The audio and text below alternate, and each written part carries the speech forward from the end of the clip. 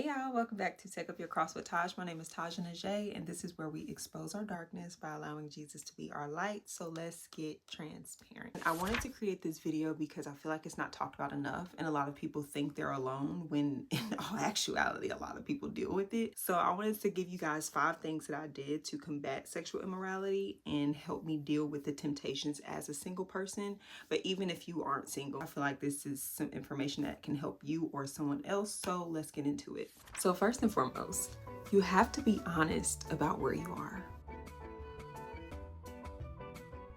People feel like because they know that it's bad, as soon as it happens or as soon as it's about to happen, they begin to condemn themselves.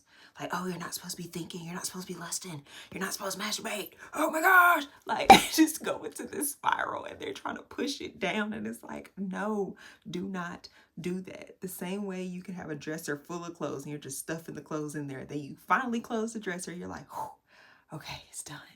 When you open that dresser back up again, them clothes gonna smack you in your face.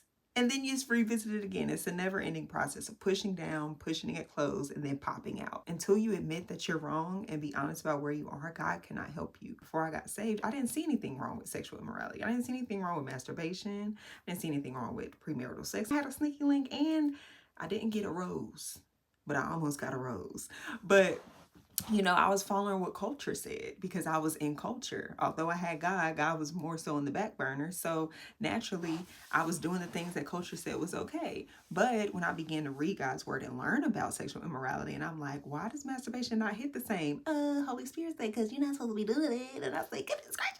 So we have to look at ourselves like, where am I at right now? Okay. So I'm feeling this way because of this. I may be feeling this way because of that. Of course, we can go to other resources like friends, family, therapists, but I say those are resources. God is the source. So I went to God, and if he told me to go somewhere else as resources, then I would have, but I didn't. But I'm not shying away from talking to family, friends, or therapists or anything like that, because those are great resources that God can use to help you with your addiction, your sexual immorality, or whatever it is that you're going through. But me personally, I went to God first. Okay, I was in that prayer closet playing no games. Like, Lord, the heartthrob. Tip number 2, you have to know your triggers and set boundaries around those triggers. A trigger for me was alcohol. Okay, if I went on a date and maybe I had a cider or I had a green tea shot or something, I was more inclined to feel that heartthrob down there. Like, oh my gosh, like I want to kiss him because he's so fine sitting across from me. Like, we might end up laying together. Like, that was a trigger for me. So knowing that trigger, I could set a boundary of, I'm not drinking any alcohol around men because I know that that is a trigger for me to act a fool. Another one was honestly watching movies that had sexual scenes in it. I found myself, after I watched a movie, all of a sudden I'm laying down about to go to bed and that heartthrob like, and I'm like, goodness, where is this coming from? I've been doing so well. Girl, you just watched Insecure. That's why. So maybe I need to set the boundary of, if it has sex scenes in it, either I'm gonna close my eyes or I'm not gonna go to that movie. I'm gonna let my friends know, hey, I heard that this is a movie that has a whole bunch of sex scenes in it. I can't watch that movie because of what I'm dealing with right now. Once you realize what's going on, you're like, oh, okay, I'm not gonna put myself in those environments. And it's funny because there was this guy, when I was driving Uber and Lyft, he had said, well, you know, don't you feel like you should go out into tempting environments to see if you are really 10 toes in what it is that you are walking by? Away from me, Satan. No. That's like you working out and saying, you know what? I've been in the gym for a while. I'm going to pick a fight with somebody to see how strong I am. That's not how you see how strong you are. Because what if you get beat up? Then what? Huh? I got beat up now. I'm not strong. No. Understand that when Jesus got tempted, the Spirit led him into the wilderness to be tempted. You ain't gotta go out your way to see if your temptations are at a certain level. You'll get asked on a date. you'll be around that guy that's fine, and you'll see in natural environments. So know your triggers and set your boundaries around those triggers. This next one is a game changer. Find ways to kill your flesh. In Romans 8, it talks about how the mind governed by flesh is death, but a mind governed by the Spirit is life and peace. So when you train yourself to do these things, you are telling your flesh, You are teaching yourself self-discipline and self-control. And the more you kill your flesh, when those urges come up where you want to have sex or you want to masturbate or you want to watch porn, when these urges come up, you are so used to killing your flesh that it's just another opportunity to kill your flesh. And one thing that I do on a regular basis is I end my showers in cold water.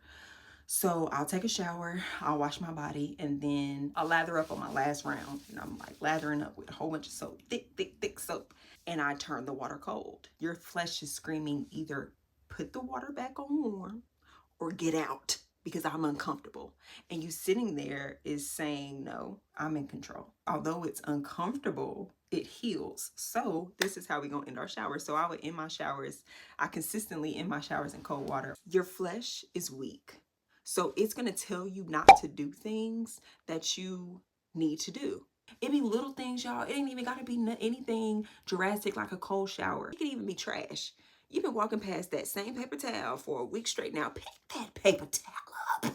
Goodness. Your flesh is telling you it ain't there. Don't worry about it. It ain't hurting nobody. Pick that paper towel up. You're nasty. Tip number 4. Renew that mind.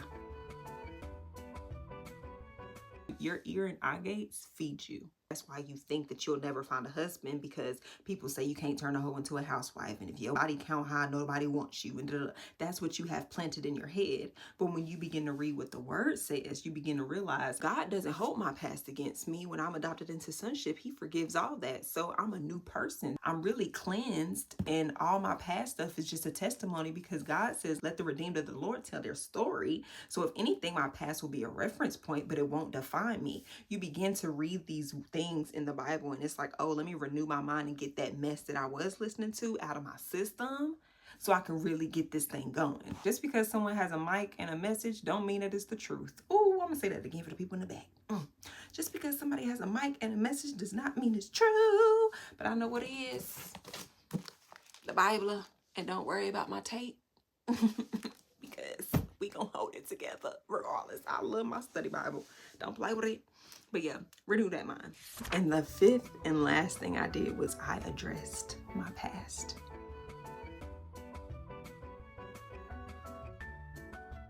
Now, some people have to go to old family members or a therapist to kind of get an idea or recollection of what happened in the past, because you buried it so deep that you kind of forgot. But for me personally, I didn't forget. I was introduced to sexual activity when I was in elementary school. I didn't have sex in elementary school, but I was introduced to sexual activity. And because my parents didn't talk about sex, the church didn't talk about sex, no one talked about sex except the children and adults who were around, teenagers, whatever, who were around. And that's where my introduction to sex came from. It was just a lot, and I didn't realize that that created a pattern within me, and it caused me to bring that into my adult life. In James chapter 1, I think verse 14 and 15, it says that you are tempted by your own evil desire. Your evil desire that was planted and is rooted ends up being enticed, which after the desire is conceived, it gives birth to sin. So what that means is you have to find out where did this come from? What is the root cause of why I can't say no to my boyfriend? If I tell him we have to stop having sex, losing him is more detrimental to me than losing God, than losing what God has for me, losing my connection to God. Why is it that that weighs way more than me disobeying God? What is that? What is that about? Is it a self-control thing? Is it a people-pleasing thing? Is it, I got molested way back when, and sex became my superpower because at first I didn't have any control, but now I can control it, and I'm able to do sex on my own, and that's why I do it. It's going to be painful. It's going to be uncomfortable, but discomfort equals growth. You have to address where this stuff is coming from, or you're still going to be a slave to it. It's still going to have a hold on you, and it's going to be a situation where you're just like, I'm so frustrated because I don't understand why I keep doing this over and over and over, because you haven't killed the root. You're just pulling the plants, and it's just growing up more, growing up more. No, you need to dig down in there and uproot it. Where did it come from? So with that being said, as you overcome your sexual immorality, invite God in. Remember these 5 things that helped me. I hope that they help you. I hope this video blessed you. And as you deny yourself, take up your cross and follow Jesus, expose darkness for what it is, allow Jesus to be your light, and let's get to it. Until next time, bye, friend.